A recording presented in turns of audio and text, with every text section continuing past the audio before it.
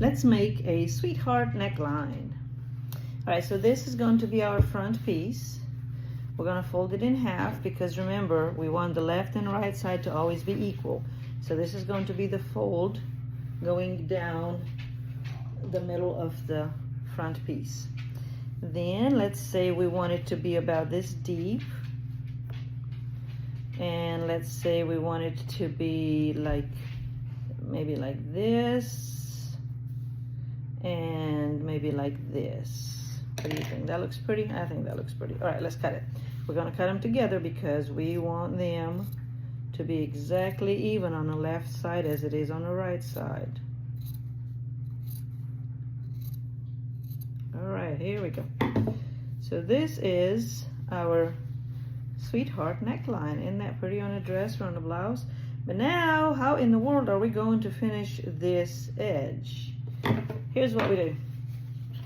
We take a second piece of fabric and we're going to line it. And to make sure that we're going to cut it exactly like this, we're just going to flip it over. Technically, you're supposed to pin it in place, but I don't know how to pause these videos and then they end up being so long, so I'm just going to hurry through it the best as I can. You go right there. Because if I knew how to work this video better, but I don't. All right. And so you see how it's pretty face to pretty face? Now we have an exact lining. What I'm going to do, I'm going to take it to the sewing machine and I'm going to sew close to the edge like this, and then we're going to turn it inside out and press it. I'm going to pause it and hope that my video will stay put until I return from the sewing machine. All right, I am back and I was in a hurry, so I didn't pin it, and obviously they're not exactly on top of each other, but it's close enough. So we have the front, we have the lining, and I sewed them as close as I could. Now the most critical part is to start clipping because you want these seams to be very flexible, especially as I'm about to turn them inside out. Don't cut your seam, but do cut the fabric, especially right there. Okay, so we're going to cut all the way around. And then we're going to turn it inside out. We're going to press it.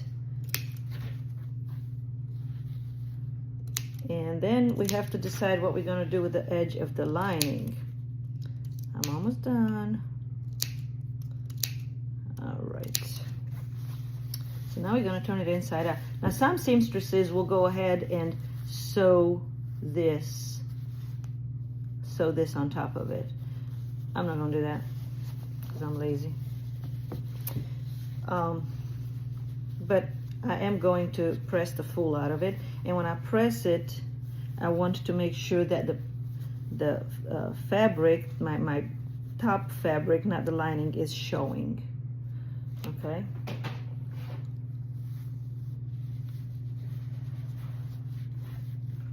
So that's one.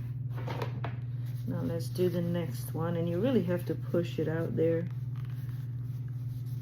You see what I'm doing? Can you tell what I'm doing?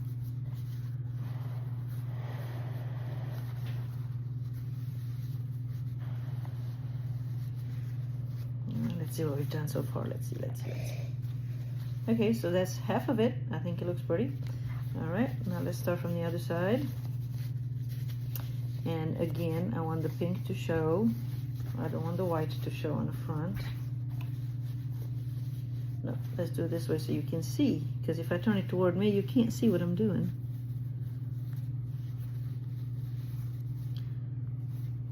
One of my students bought me a finger protector so I don't burn my fingers, and I have it. It's here somewhere. And the last one. Here we go. And if you need to turn it back inside and clip some more to make sure that it sits nicely, go ahead and do that. This is your opportunity to do it.